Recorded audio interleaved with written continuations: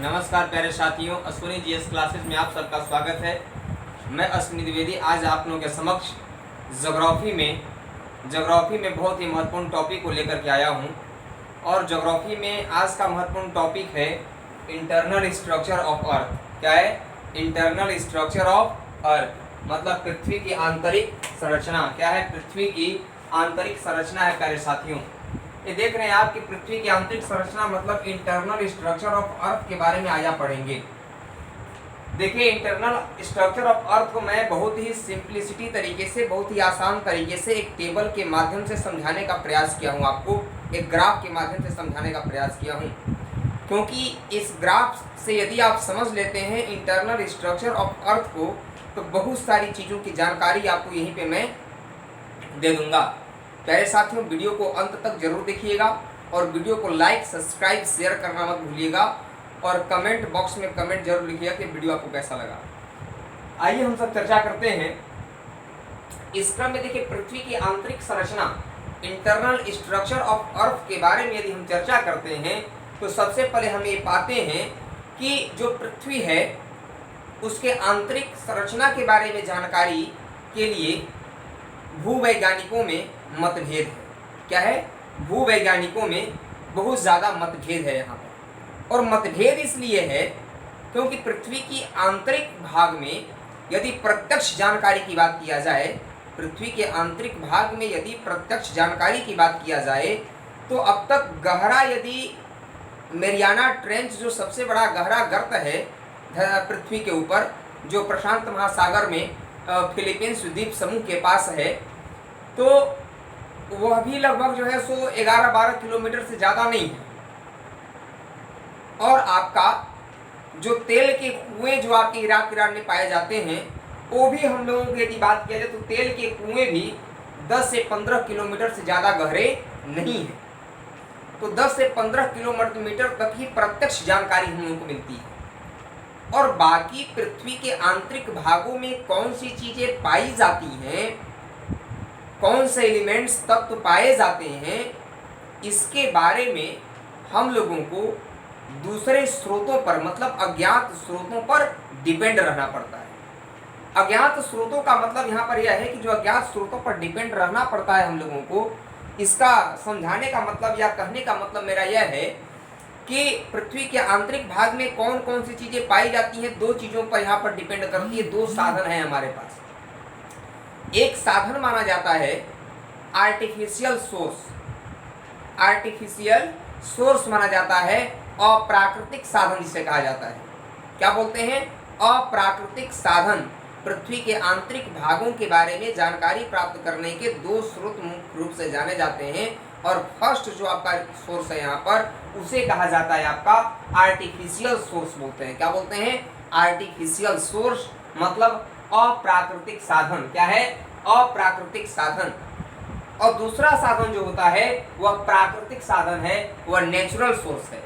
क्या है? Natural source है, प्राकृतिक साधन है।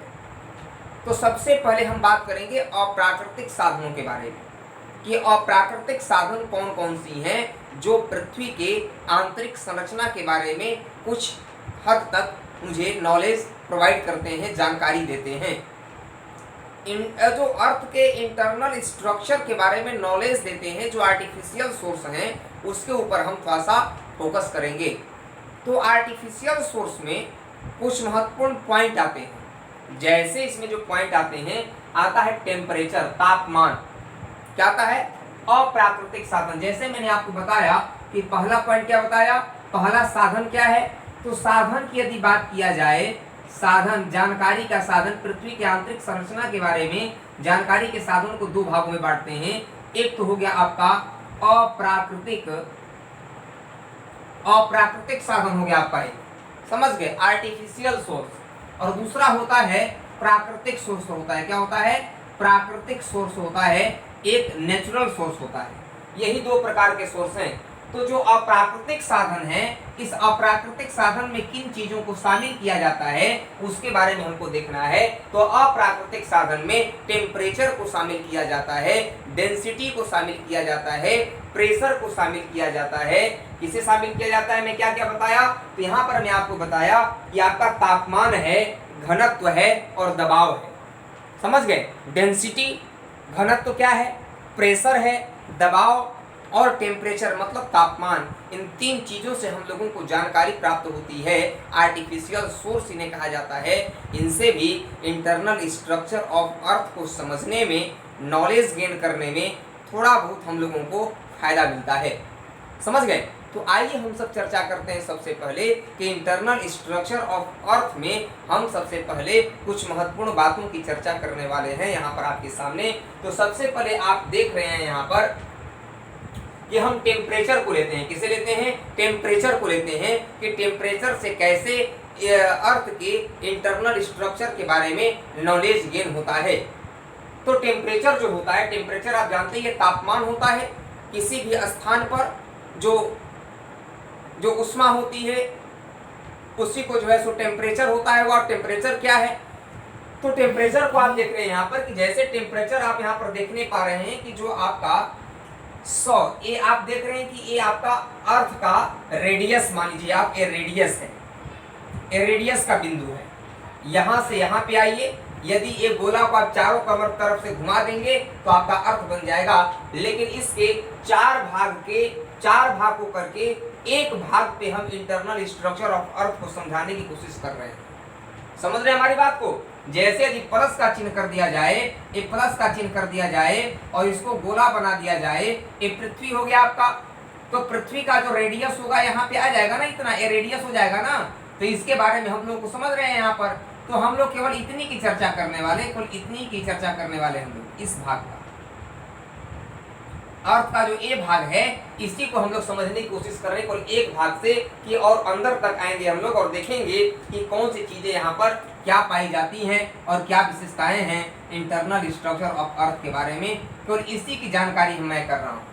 तीन भागों को छोड़ करके केवल एक भाग पर फोकस करते हुए उन्हीं से हम लोग अंदर तक आएंगे, जो मिडिल मध्य भाग तक आएंगे पृथ्वी के, और यहाँ तक समझेंगे कि किस तरीके से आंतरिक संरचना में कौन कौन सी चीजें पाई जाती हैं, कौन कौन से अंतर पाए जाते हैं, तापमान, दबाव और आपका घनत्व में क्या चीजें यहाँ पर पाई जाती हैं। उन्हीं सब चीजों के बारे में चर्चा करने वाले हैं आज हम आपके सामने।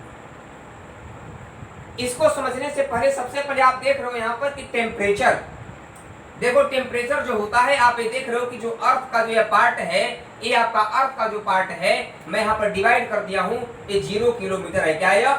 0 किलोमीटर है स्टूडेंट्स। क्या है? 0 किलोमीटर। दोस्तों अब 0 किलोमीटर जो है, 0 किलोमीटर से लेकर के जो 33 किलोमीटर का पार्ट है आपका, 43 किलोमीटर का जो पार्ट होता है, इसे कहते हैं, क्या बोलते हैं इसे? इसे कहा जाता है क्या? इसे कहते हैं सियाल। क्या बोलते हैं? सियाल, SIAL। मतलब इस भाग में भूपर्पटी, अर्थ क्रस्ट इसे कहते हैं। क्या बोलते हैं? Earth crust. क्या बोलते हैं? CRUST, क्रस्ट है यह, भूपर्पटी है। और भूपर्पटी का जो भाग है, ऊपरी भाग है, यह भूपर्पटी है आपका। और देखिए 33 किलोमीटर तक और मोस्टली 100 किलोमीटर तक। तो 33 किलोमीटर तक ही मोस्टली होता है, लेकिन जब हम कहीं कहीं जब देखते हैं, यहाँ पर दो चीजों को समझना होगा। देखिए भूपर्पटी की मोटाई, अर्थ क्रस्ट का जो मोटाई होता है, भूपर्पटी की जो मोटाई होती है वो महाद्वीपों के नीचे अधिक होता है। भूपर्पटी की मोटाई आप देखिए, नोट करते चलेंगे, बहुत ही महत्वपूर्ण, बहुत ज्यादा कंटेंट में देने वाला हूं। आप अब तक इंटरनल स्ट्रक्चर ऑफ अर्थ के टॉपिक को यदि पढ़े होंगे तो बहुत ही डिफरेंट तरीके से मैं आपको समझा रहा हूं, और बहुत सारी चीजें आसान तरीके से आपको यहाँ पर समझ में आ जाएंगी। कंटेंट बोलता है, मैं कंटेंट यहाँ पर आपको दे रहा हूँ। और देखिए कंटेंट कितने महत्वपूर्ण पॉइंट में आपको देने जा रहे हैं यहाँ पे। देखिए भूपर्पटी की जो मोटाई होती है वो महाद्वीपों के नीचे अधिक होता है, महाद्वीपों के नीचे अधिक होता है, और महासागरों के नीचे कम होता है। क्या होता है? महासागरों के नीचे कम होता है। जैसे एग्जाम्पल में जो माउंट एवरेस्ट है ना आपका, तो माउंट एवरेस्ट जितनी ऊंचाई लिए हुए है, उसके यदि आधार को देखा जाएगा तो आधार भी उसका और नीचे मिलेगा। क्या मिलेगा? और नीचे मिलेगा। मतलब 33 किलोमीटर तक जो आपका अर्थ क्रस्ट भूपर्पटी का जो पार्ट है, 33 किलोमीटर तक नीचे अंदर, लेकिन यह 75 से 100 किलोमीटर के अंदर तक चला जाता है, माउंट एवरेस्ट के नीचे का आधार जो होता है। समझ गए? जितना ऊपर उससे भी ज्यादा नीचे की ओर जो है सो वह अंदर की ओर हम लोगों को मिलता है उसका आधार।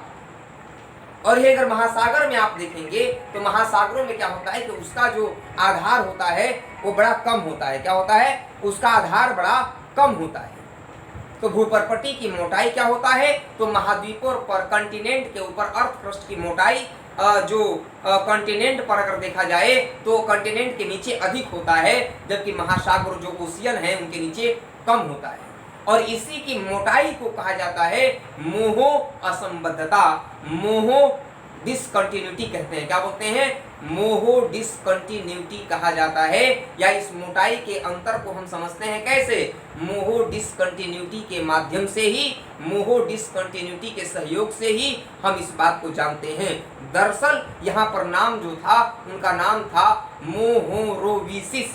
क्या नाम था? मोहोरोविसिस जो थे एक 1909 में मोहोरोसिस जो थे, मोहो असंबद्धता या मोहो असासत्य या मोहो डिसकंटिन्यूटी, तीनों नाम आप कर सकते हैं। क्या कर सकते हैं? मोहो असंबद्धता, मोहो डिसकंटिन्यूटी इंग्लिश में कह सकते हैं, या मोहो असासत्य कह सकते हैं आप हिंदी में भी। तो ये जो मोहो असासत्य है या मोहो असंबद्धता है या मोहो डिसकंटिन्यूटी है, इससे हम लोगों को क्या जानकारी मिलती है? तो इसी के माध्यम से हम भूपर्पटी की मोटाई को महाद्वीपों के नीचे अधिक और महासागरों के नीचे कम होता है, हम यहाँ पर इसकी मोटाई को मोहो असासत्य के से ही जानते हैं और समझते हैं, क्योंकि भूपर्पटी को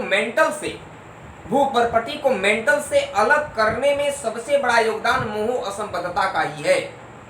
किसका है? मोहो असंबद्धता ही भूपर्पटी को मेंटल से अलग करता है। क्या करता है?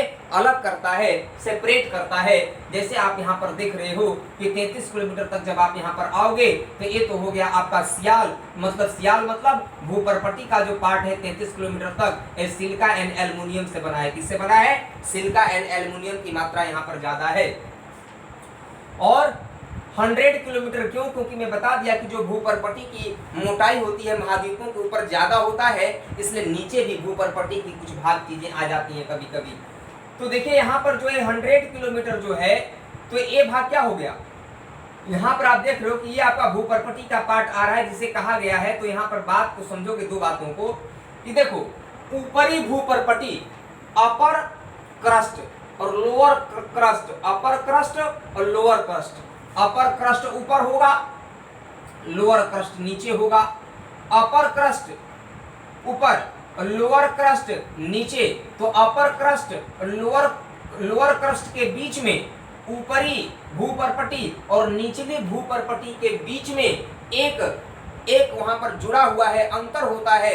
एक किससे जुड़े हुए हैं? तो कोनार्ड डिसकंटिन्यूटी से जुड़े हुए हैं। किससे जुड़े हैं दोस्तों? कोनार्ड डिसकंटिन्यूटी से जुड़े हुए हैं। इतने महीने तक लॉकडाउन हो गया कि कोरोना दिमाग में व्यक्ति का घूम रहा है ना? तो देखिए यहाँ पर क्या है? कोनार्ड डिसकंटिन्यूटी होता है। क्या होता है? कोनार्ड डिसकंटिन्यूटी होता है। और ये अलग करता है, किसको अलग करता है? तो आप ध्यान से लिखिएगा अपने कॉपी में कि कोनार्ड डिसकंटिन्यूटी क्या होता है। तो कोनार्ड डिसकंटिन्यूटी जो होता है यह ऊपरी भूपर्पटी को निचली भूपर्पटी से अलग करता है। क्या करता है? अलग करता है। समझ गए हमारी बात को ना, कि ऊपरी भूपर्पटी को निचली भूपर्पटी से अलग करने का काम करता है कौन? तो कोनार्ड डिसकंटिन्यूटी मतलब कोनार्ड असंबद्धता अलग करता है। देखिए ये जो आपका भाग है ना, ये जो भाग है आपका, यहाँ भी आप समझने की कोशिश करें। ये जो भाग आप देख रहे हैं और ये जो भाग है, ये ब्लू लाइन आपको दिख रहा है, ब्लू लाइन। ये ब्लू लाइन जो है आपका यहाँ से यहाँ तक जो गया है, सेकेंड लाइन जो आपको दिखाई पड़ रहा है, ब्लू लाइन सेकेंड लाइन है। यह क्या है? इसके ऊपर में, इसके ऊपर का भाग कौन सा है? ऊपरी भूपर्पटी, अपर अर्थ क्रस्ट। इसके नीचे जब आप आओगे, ये क्या है? निचली भूपर्पटी। तो इन दोनों के बीच में जो है ब्लू लाइन जो है दिखाई दे रहा है आपको यहाँ पर, यह ब्लू लाइन ही क्या है? यह कोनार्ड डिसकंटिन्यूटी है, कोनार्ड असंबद्धता है, कोनार्ड असासत्य है। समझ में आ गया? अब देखिए हम जब नीचे आते हैं और थोड़ा सा, तो और नीचे जब आते हैं हम 100 किलोमीटर के रेंज में जब आते हैं, तो यहाँ पर 100 किलोमीटर पे क्या होता है कि यहाँ पर मोहो एक थे, मोहोरोविसिस नाम था उनका। क्या नाम था? मोहोरोविसिस नाम था। मोहोरोविसिस जो थे वे युगोस्लाविया के विद्वान थे। मोहोरोविसिस एक विद्वान थे, कहाँ के? तो वे विद्वान थे आपके, कहाँ के थे? वे विद्वान थे आपके युगोस्लाविया के विद्वान थे। 1909 में इन्होंने क्या किया? 1909 में क्रोएशिया की कुल्पा घाटी में, क्रोएशिया की कुल्पा घाटी में उन्होंने क्या किया? अध्ययन करते हुए उन्होंने एक चीजों की चर्चा किया, और क्रोएशिया के विद्वान जो थे मोहोरोविसिस जो थे क्रोएशिया के विद्वान, उन्होंने क्या किया? उन्होंने 1909 में, है ना, क्रोएशिया की कुल्पा घाटी में स्टडी किया, और स्टडी करते हुए उन्होंने बताया कि यदि भूपर्पटी के 48 किलोमीटर यदि पृथ्वी के गहराई में जाया जाए, कहाँ जाया जाए? 48 किलोमीटर पृथ्वी की गहराई में यदि जाया जाए, तो वहां पर भूकंप तरंगों की गति अचानक तीव्र हो जाती है, वृद्धि हो जाती है। 48 किलोमीटर की गहराई में यदि जाया जाए पृथ्वी के अंदर, तो भूकंप की तरंगों में अचानक वहां पर क्या होता है? वृद्धि हो जाता है। क्या हो जाता है? वृद्धि हो जाता है। समझ गए? यही होता है मोहो असंबद्धता। इसके बारे में जानकारी देता है हम लोगों को। तो यहाँ पर मोहो असंबद्धता जो होता है, इसे प्रथम कोटि का माना जाता है, फर्स्ट कोटि का इसे कहा जाता है। इसीलिए क्योंकि अन्य असंबद्धता जो है, अन्य असंबद्धता पर जो भूकंप की तरंगे होती हैं, उनका अचानक वे वहां पर नहीं बढ़ती हैं, अचानक नहीं बढ़ती हैं। अन्य असंबद्धता पर, अन्य डिसकंटिन्यूटी पर, अन्य असातत्य पर जो भूकंप की तरंगे होती हैं, वे अचानक नहीं बढ़ती हैं। लेकिन यहाँ पर जो है कहा जाता है कि यहाँ पर मोहोरोविसिस ने कहा कि 48 किलोमीटर की गहराई पर जब जाते हैं पृथ्वी के अंदर, तो वहाँ पर भूकंप की तरंगों में अचानक वृद्धि हो जाता है। इसलिए इसे प्रथम कोटि का कहा जाता है। जबकि अन्य असंबद्धता को, जबकि अन्य डिसकंटिन्यूटी को क्या कहते हैं? तो सेकेंडरी कोटि का कहा जाता है। क्या बोलते हैं? सेकेंडरी कोटि का कहा जाता है दोस्तों। तो मोहो डिसकंटिन्यूटी क्या करता है? मोहो डिसकंटिन्यूटी आप देख रहे हो कि ये क्या था? ये तो निचली अर्थ क्रस्ट है ना, नीला जो लाइन है, इसके ऊपर में ऊपरी अर्थ क्रस्ट, इसके नीचे नीली लाइन के नीचे जब आओगे आप अंदर की ओर, तो अंदर की ओर जब आओगे तो होगा निचली भूपर्पटी होगा। तो निचली भूपर्पटी और ऊपरी भूपर्पटी के बीच में जो जोड़ने का काम करता है, इसे कहते हैं कोनार्ड डिसकंटिन्यूटी कहा जाता है, कोनार्ड असंबद्धता कहा जाता है। लेकिन अब और आगे बढ़ो, इसके जब नीचे आओगे 100 किलोमीटर से लेकर के आप जब 2900 किलोमीटर तक आओगे, तो 100 किलोमीटर से 29 किलोमीटर तक के भाग को कहा जाता है, क्या बोलते हैं? इसे कहते हैं सीमा। सीमा मतलब मेंटल कहते हैं इसे। क्या बोलते हैं? मेंटल कहा जाता है। क्या बोलते हैं? मेंटल। सीमा कह सकते हो या मेंटल भी कह सकते हो। देखो मैं यहाँ पर लिख रहा हूँ, मेंटल भी कह सकते हो आप। क्या कह सकते हो? मेंटल भी कह सकते हो। तो सीमा या मेंटल, सीमा मतलब 100 किलोमीटर के नीचे, 100 किलोमीटर के नीचे 2900 किलोमीटर तक पृथ्वी के अंदर में जब जाओगे, तो अंदर में 100 किलोमीटर से लेकर के 2900 किलोमीटर के अंदर तक जब जाओगे, तो इसने का जो पार्ट है 100 किलोमीटर से लेकर 2900 किलोमीटर का जो पार्ट यहाँ से लेकर के, तुम जब यहाँ से लेकर के यहाँ तक चीजों को देख रहे हो, कि यहाँ से 100 किलोमीटर से लेकर के तुम जब यहाँ तक आओगे 2900 किलोमीटर तक तुम्हारी जब लाइन आएगी, तो यहाँ तक के भाग को कहते हैं क्या? यहाँ तक के भाग को कहते हैं सीमा बोलते हैं। क्या बोलते हैं? सीमा बोलते हैं। मतलब सिलिका एंड मैग्नीशियम की मात्रा यहाँ पर ज्यादा है, सिलिका एंड मैग्नीशियम के यहाँ पर कंटेंट पाए जाते हैं। समझ गए? इसे मेंटल कहा जाता है। तो इसे दो भागों में बांटा जाता है। Mental is divided into 2 categories. पहला अपर मेंटल, दूसरा लोअर मेंटल। तो 1000 से लेकर के 100 किलोमीटर से लेकर के 1000 किलोमीटर तक की दूरी को, 100 किलोमीटर से लेकर 1000 तक की दूरी को क्या कहते हैं? अपर मेंटल कहा जाता है, ऊपरी मेंटल कहते हैं। और 1000 से लेकर के 2900 किलोमीटर का जो पार्ट होता है, इसे लोअर मेंटल कहते हैं। क्या कहते हैं? लोअर मेंटल कहते हैं। और इसके ऊपर के भाग को अपर मेंटल, नीचे वाले को निचली मेंटल कहते हैं। तो आप सीधे यहाँ पर देख रहे हो, दो बातों को समझना कि मोहो डिसकंटिन्यूटी किसे कहते हैं। तो निचली अर्थ क्रस्ट, निचली अर्थ क्रस्ट और ऊपरी मेंटल, निचली अर्थ क्रस्ट और ऊपरी मेंटल को जो जोड़ता है ना, क्या क्या जोड़ता है, तो निचली मेंटल, हाँ सॉरी, निचली भूपर्पटी, निचली earth crust, lower earth crust और अपर मेंटल को जो जोड़ने का काम करता है उसे कहते हैं मोहो डिसकंटिन्यूटी कहा जाता है। उसे क्या बोलते हैं, मोहो डिसकंटिन्यूटी कहा जाता है। लिखते जाना अपने कॉपी में बात को, एकदम बहुत सरल तरीके से चीजों को समझना है, यहाँ पर बहुत आसान तरीके से चीजों को समझना है। यहाँ पर समझ गए, मैं साफ शब्दों में यहाँ पर आपको बताया कोनार्ड डिसकंटिन्यूटी किसे कहते हैं, ऊपरी भूपर्पटी, नीला लाइन को ध्यान में रखो, ऊपरी भूपर्पटी और निचली भूपर्पटी के बीच में जो नीला लाइन है इसे कोनार्ड डिसकंटिन्यूटी कहा जाता है, कोनार्ड असंबद्धता कहा जाता है, क्योंकि यह दोनों को जोड़ने का काम कर रहा है। लेकिन निचली भूपर्पटी और ऊपरी मेंटल, निचली भूपर्पटी और ऊपरी मेंटल, जो ये दो लाइन तुमको दिखाई पड़ रहा है, एक रेड और एक ब्लैक, रेड और ब्लैक लाइन दिखाई दे रहा है ना, एक कंटिन्यूटी है, ये बीच का भाग है, ऊपरी मेंटल और सॉरी हाँ ऊपरी मेंटल और निचली भूपर्पटी, ऊपरी मेंटल और निचली भूपर्पटी का जो भाग है और ऊपरी मेंटल का जो भाग है, इन दोनों के बीच का जो भाग है, इसी बीच के भाग को क्या कहते हैं, इसी बीच के भाग को दोस्तों कहते हैं मोहो डिसकंटिन्यूटी जोड़ने का काम करता है,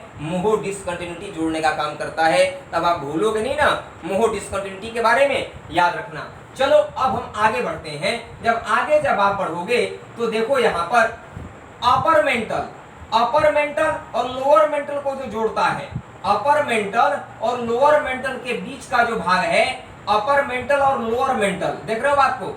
अब देखो यहाँ पर ये तो तुम्हारा अपर मेंटल है, तो अपर मेंटल और लोअर मेंटल को जोड़ने वाला भाग जो ग्रीन पट्टी है, इस बीच में ग्रीन पट्टी है ना, तो ग्रीन पट्टी को क्या कहा जाता है, देखो लिखा हुआ है यहाँ पर, हाँ रिपेटी डिसकंटिन्यूटी क्या कहा जाता है, रिपेटी डिसकंटिन्यूटी कहा जाता है, रिपेटी असंबद्धता कहते हैं, क्या बोलते हैं, रिपेटी असंबद्धता कहा जाता है, रिपेटी असासत्य कहा जाता है, रिपेटी डिसकंटिन्यूटी कहा जाता है।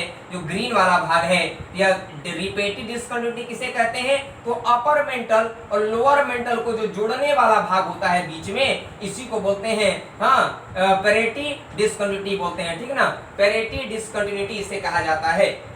चलो अब आप यहाँ पर देखोगे कि जो आपका यह लोअर मेंटल है ना, तो लोअर मेंटल जो होता है आपका, लोअर मेंटल जो है यहाँ पर पी तरंग जो होते हैं, लोअर मेंटल में पी तरंग की जो गति होती है वह 13.7 किलोमीटर प्रति सेकंड होता है। जो भूकंप की जो तरंगे होती हैं उन्हें PSL में डिवाइड कर दिया जाता है, PSL तरंगे होती हैं, 3 पार्ट में डिवाइड करते हैं। तो पी तरंग लोअर मेंटल में जब पी तरंगे आती हैं भूकंप की, तो उनकी गति 13.7 किलोमीटर प्रति सेकंड होता है, और इससे लेकिन कम हो जाती है 5.7 यहाँ पर क्या हो जाती है, तो यदि जो एस वेव्स होती हैं, पी वेव्स समझ गए, पी लोअर मेंटल में जो पी वेव्स होती हैं, पी तरंगे होती हैं, 13.7 किलोमीटर प्रति सेकंड इनका रफ्तार हो जाता है, इनकी तरंगे होती हैं। और जो एस तरंगे होती हैं, एस तरंग जो सेकेंडरी होती हैं, इनका 7.3 किलोमीटर प्रति सेकंड इनका रफ्तार होता है, समझ गए। अब देखो तो मेंटल समझ गए, सिलिका और एल्युमिनियम से बना हुआ है, मेंटल को 2 पार्ट में डिवाइड कर दिया गया, upper mantle lower mental, upper mantle lower mental को जोड़ने वाले को रिपेटी डिसकंटिन्यूटी कहा जाता है, समझ गए। तो 2900 किलोमीटर तक होता है। अब देखो, अब जब आओगे आप 2900 किलोमीटर के नीचे जब आप आओगे तो यहाँ पर भी एक ब्लू लाइन का एक लाइन है, तो ब्लू लाइन का लाइन जो है, ये जो यहाँ से लेकर के यहाँ तक का जो भाग है तुम्हारा, ये पृथ्वी की त्रिज्या कितनी है, पृथ्वी का यदि तुम त्रिज्या देखोगे तो 6371 किलोमीटर है, कितना है, 6371 किलोमीटर पृथ्वी की त्रिज्या है ना, रेडियस है 6371, 6371 किलोमीटर है, 6371 किलोमीटर, 6371 किलोमीटर यहाँ पर रेडियस है इसका ना। अब देखो जब ये यहाँ पर इसे क्या मानोगे, इसे लोअर मेंटल मानोगे ना, ये लोअर मेंटल का पार्ट है, और यह क्या है, ये तुम्हारा जो है सो ये क्या है, एक कोर का भाग है, कोर का, इसे बोलते हैं बाह्य कोर, क्या बोलते हैं, बाह्य कोर या क्रोड कहते हैं, इसे कहते हैं आंतरिक क्रोड, क्या कहते हैं, आंतरिक क्रोड इसे कहा जाता है दोस्तों, क्या बोलते हैं, बाह्य क्रोड और आंतरिक क्रोड कहा जाता है। तो देखो ये आपका लोअर मेंटल और बाह्य क्रोड, लोअर मेंटल और बाह्य क्रोड के बीच में जो ब्लू वाला लाइन है यहां भी एक जोड़ता है डिसकंटिन्यूटी, इसे कहते हैं बिसर्ट-गुटेन्सबर्ग डिसकंटिन्यूटी। बिसर्ट-गुटेन्सबर्ग डिसकंटिन्यूटी इसे कहते हैं, क्या बोलते हैं इसे? तो बिसर्ट-गुटेनबर्ग डिसकंटिन्यूटी कहा जाता है इसे, जो लोअर मेंटल निचली मेंटल और क्या करता है, बाह्य मेंटल के बीच में जो जोड़ने का काम करता है उसे कहते हैं बिसर्ट-गुटेनबर्ग डिसकंटिन्यूटी या असंबद्धता कहते हैं।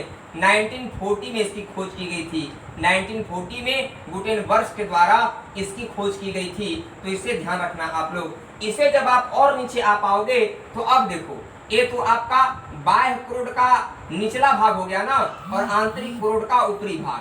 तो बाह्य क्रोड का निचला भाग है ना, बाह्य क्रोड का निचला भाग, निचला स्तर, और आंतरिक क्रोड का ऊपरी भाग जो है, आंतरिक क्रोड का ऊपरी भाग और बाह्य क्रोड का निचली भाग के बीच में जो रेखा है ब्लू लाइन वाला, ये कौन सा लाइन है?